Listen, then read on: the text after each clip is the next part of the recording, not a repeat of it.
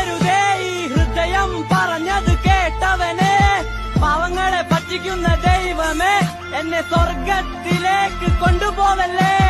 കണ്ണ് തുറക്കട ചങ്ങാതി, യാത്ര പറയാൻ സമയമായി. സുമാലിലേക്ക് കൊണ്ടുപോകുക, ചിരിയോടെ എന്നെ കുഴിച്ചുമൂടുക. മണ്ണിലെ പുഴുക്കൾക്കും ജീവിക്കണ്ടേ, എന്റെ മാംസം തിന്നവർ ചിരിക്കട്ടെ. കരയരുതേ നീ കരയരുതേ, എന്നെ ഓർത്ത് നീ കരയരുതേ.